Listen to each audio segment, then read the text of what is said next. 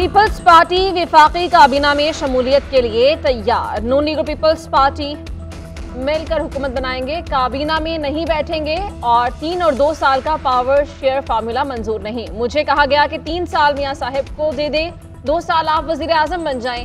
मैं इस तरह वजीर आजम नहीं बनूंगा, मुंतखब होकर वजीर आजम बनूंगा। वजीर आजम की कुर्सी पर बैठना मेरी जिद नहीं, हमें ना वजीर आजम की कुर्सी चाहिए ना ही वजारतें। पीपी का वोट लेना है तो वजारतें नहीं, सिंध के आवाम को तरक्याती मंसूबे दें। सदारती इलेक्शन में पीपल्स पार्टी के उम्मीदवार आसिफ अली जरदारी होंगे। ठट्ठा में जलसे से खिताब में कहा, इलेक्शन में हारने वाले भी एहतजाज कर रहे हैं और जीतने वाले भी।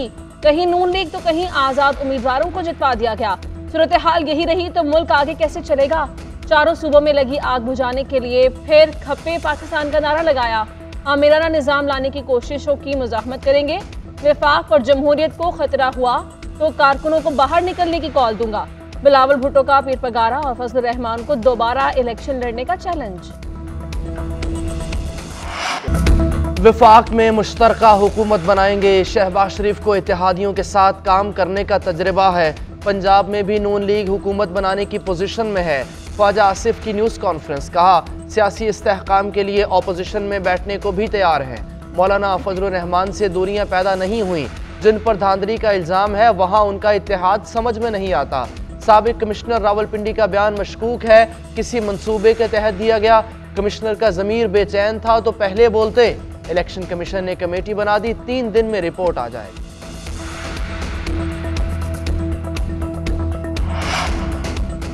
तहरीक इंसाफ का पंजाब और सिंध में सुन्नी इत्तेहाद काउंसिल से इत्तेहाद का फैसला। दोनों जमातों में मामला तय पा गए। पंजाब और सिंध में तहरीक इंसाफ के आज़ाद अरकान सुन्नी इत्तेहाद काउंसिल ज्वाइन करेंगे। पीटीआई के हिमायत याफ्ता आज़ाद अरकान कल सुन्नी इत्तेहाद काउंसिल में शमूलियत की दस्तावेजात जमा करवाएंगे। विफाक की सतह पर इत्तेहाद के लिए मुज़ाकरात जारी। चेयरमैन सुन्नी इत्तेहाद काउंसिल हामिद रजा इस्लामाबाद पहुंच गए। बानी पीटीआई से मुलाकात करेंगे। आज़ाद अरकान की सुन्नी इत्तेहाद काउंसिल में शमूलियत के हवाले से मुशावरत होगी। विफाक में साथ चलने का भी फैसला होगा।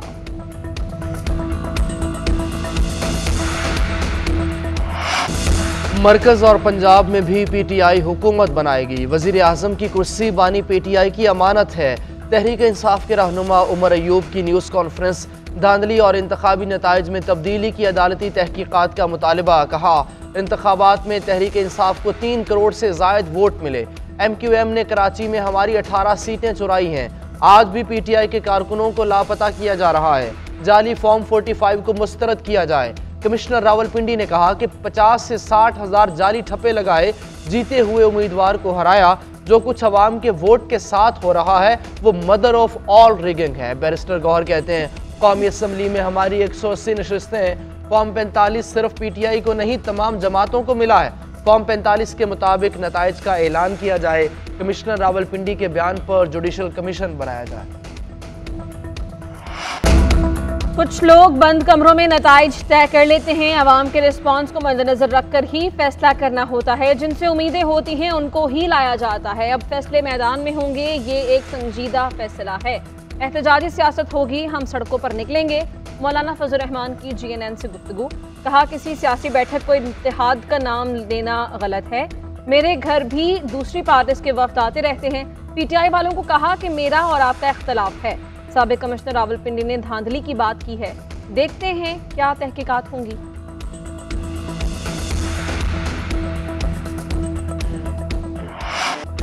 बलोचिस्तान में पीपल्स पार्टी और नून लीग मिलकर हुकूमत बनाएंगे। वजीर आला पीपल्स पार्टी का होगा। बलोचिस्तान अवामी पार्टी भी मखलूत हुकूमत का हिस्सा होगी। वजीर आला बलोचिस्तान के लिए सरफराज बुगटी के नाम पर गौर। बलोचिस्तान से पीपल्स पार्टी के तमाम अरकान असम्बली को कल इस्लामाबाद तलब कर लिया गया।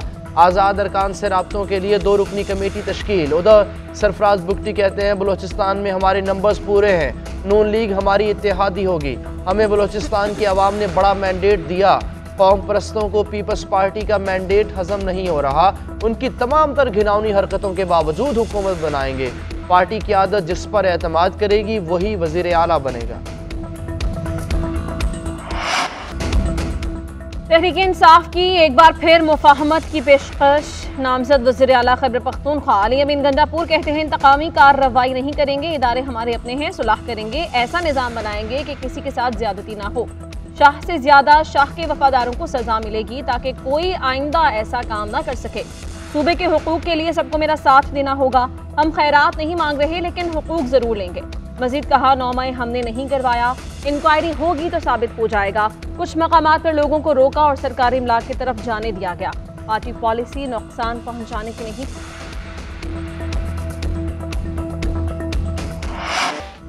साबिक कमिश्नर रावलपिंडी लियाकत अली चट्ठा के इल्जामात। इलेक्शन कमीशन की खुसूसी कमेटी का पहला इजलास।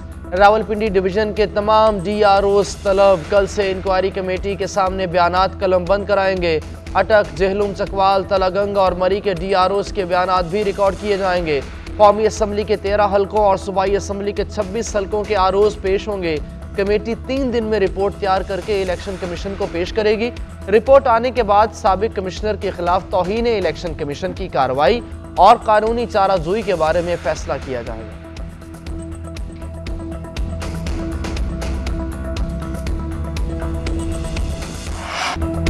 साबिक कमिश्नर रावलपिंडी ना DRO हैं ना उनकी कोई पोजीशन थी। उनका इंतखाबी नताइज से भी कोई ताल्लुक नहीं था। एक झूठी कहानी मंसूब की गई है। लीगी रहनुमा मलिक अहमद खान की न्यूज़ कॉन्फ्रेंस।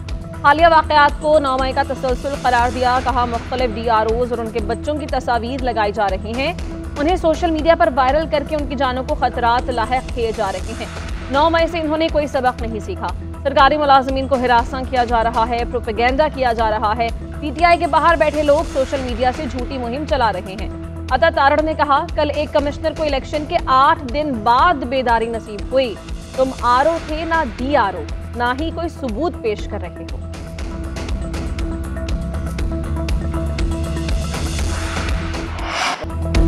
जिस माहौल में इंतखाबात हुए उससे पोलराइजेशन में इजाफा हुआ। दुनिया में पहले इलेक्शन होते हैं और बाद में हुकूमत बनती है, जबकि पाकिस्तान में पहले हुकूमत बनती है, फैसले होते हैं और फिर इलेक्शन होते हैं। अमीर जमात इस्लामी सिराजुल हक कहते हैं, पाकिस्तान वाहिद मुल्क है जहां इलेक्शन के बाद इंतशार में इजाफा हो जाता है। यहाँ इलेक्शन होता है तो बिजली नहीं होती, इंटरनेट नहीं होता। यह पाकिस्तान की तारीख का आलूदा तरीन इलेक्शन था और ये खेल आज भी जारी है।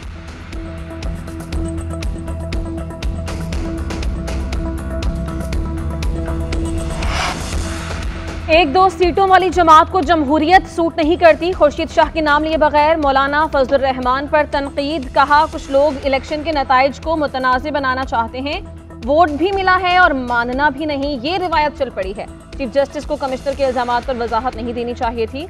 उधर पीपल्स पार्टी रहनुमा शर्जील मेमन ने PTI और नून लीग को एक सिक्के के 2 रुख करार दे दिया। सोशल मीडिया वेबसाइट एक्स पर ट्वीट किया कि लियाकत चट्ठा ने PTI की वही खिदमत की जो बशीर मेमन ने नून लीग की। दोनों का मकसद और तरीक़े वारदात एक ही।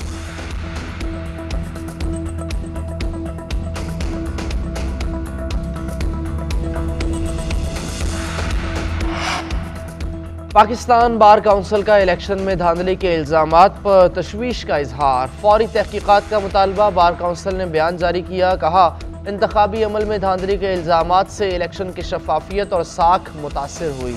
सियासी जमातें इल्जामात की तहकीकात के लिए एक आज़ाद कमीशन पर मुत्तफिक हों। पाकिस्तान के इस्तेहकाम और जमहूरी अमल पर आवाम के एतमाद के लिए सियासी जमातें किरदार अदा करें। कमिश्नर रावलपिंडी के बयान की तफसीली और शफाफ तहकीकात ज़रूरी हैं। इलेक्शन कमीशन ने अली अमीन गंडापुर की कामयाबी का नोटिफिकेशन जारी कर दिया। खैबर पख्तूनख्वा से कौमी असम्बली की 45 नशस्तों पर हतमी नोटिफिकेशन जारी। सिबगतुल्लाह, गौहर अली खान, उमर अयूब, असद कैसर, शांताना गुलजार की कामयाबी का नोटिफिकेशन जारी।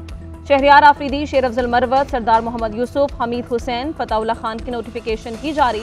खैबर पख्तूनख्वा असम्बली के 115 में से 91 हल्कों के हतमी नोटिफिकेशन जारी। बलोचिस्तान में अख्तर मेंगल, जाम कमाल, सरदार याकूब नासिर के नोटिफिकेशन जारी।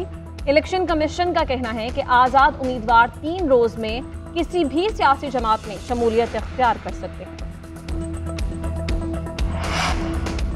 निगरान वज़ीर आज़म अनवारुल हक काकड़ इस्लामाबाद हाई कोर्ट तलब। बलोच तलबा बाजियाबी केस का तहरीरी हुक्मनामा जारी कर दिया गया, जिसमें कहा गया अटॉर्नी जनरल की गुज़श्ता समात पर यकीन दहानी के बावजूद बलोच तलबा को बाजियाब नहीं कराया गया। ऐसा लग रहा है वफाकी हुकूमत कानून की बालादस्ती में दिलचस्पी नहीं रखती। वज़ीर आज़म, वज़ीर दाखिला और दिफा, सेक्रेटरी दाखिला और दिफा पीर को ज़ाती हैसियत में पेश हों। पाकिस्तान सुपर लीग सीजन 9 के सनसनीखेज मुकाबले कोयटा ग्लैडिएटर्स ने पेशावर ज़ल्मी को 16 रन से हरा दिया। कोयटा ग्लैडिएटर्स ने पहले खेलते हुए 5 विकेट्स पर 206 रन बनाए। ओपनर जेसन रॉय 75 और सऊद शकील 74 रन बनाकर आउट हो गए। पेशावर ज़ल्मी मुकर्ररा ओवर्स में 6 विकेट्स पर 190 रन बना सकी। पेशावर के कप्तान बाबर आजम की मिस सेंचुरी रायगां चली गई। कोयटा ग्लैडिएटर्स अकील हुसैन, वसीम जूनियर और मोहम्मद आमिर ने 1 विकेट हासिल की। मुल्तान के स्टेडियम में चौकों छक्कों की बरसात। PSL के दूसरे मैच में मुल्तान सुल्तान्स ने कराची किंग्स को जीत के लिए 186 रन का हदफ दे दिया। कप्तान मोहम्मद रिजवान 11 रन बनाकर चलते बने। डेविड मिलान और रेज हेंड्रिक्स की नेस्ट सेंचुरियां। कुशदिल शाह 28 और रेज हेंड्रिक्स 79 रन बनाकर नॉट आउट रहे। हदफ के ताकुब में कराची किंग्स की बैटिंग जारी। शिमाली इलाकों में बर्फबारी का सिलसिला जारी। चित्रार, दीरबाला और एबटाबाद में वक्फे से बारिश। आंगला के पहाड़ों ने भी सफ़ेद चादर ओढ़ ली। उधर बारिश बरसाने वाला सिस्टम फाल। इस्लामाबाद और रावलपिंडी में बूंदाबांदी ने ठंड बढ़ा दी। पेशावर, अटक, चित्रार, मालाकंड और बनीर में भी रिमझिम। लाहौर में आज रात से बादल बरसने की पेशगोई। महकमा मौसमियात के मुताबिक बारिशों का सिलसिला 21 फरवरी तक जारी रहने की पेशगोई। चेयरमैन PCB मोहसिन नकवी से जावेद मियांदाद की मुलाकात। क्रिकेट के फ़रोग़ के हवाले से मुख्तलिफ उमूर पर तबादले ख्याल। जावेद मियांदाद ने कहा कि क्रिकेट की बेहतरी के लिए मेरी खिदमात हाजिर हैं। मोहसिन नकवी ने जावेद मियांदाद को खिराज तहसीन पेश किया और कहा कि आप क्रिकेट के लेजेंड हैं, आपके तजर्बे से फ़ायदा उठाना चाहते हैं। इंटरनेशनल क्रिकेट में पाकिस्तानी टीम का असल मकाम बहाल करवाना है। टीम वर्क पर यकीन रखता हूँ। पाकिस्तानी टीम को मजबूत बनाने के लिए मुशावरत की जा रही है। डोमेस्टिक क्रिकेट को फ़रोग़ दिया जाएगा ताकि अच्छे खिलाड़ी सामने आ सकें।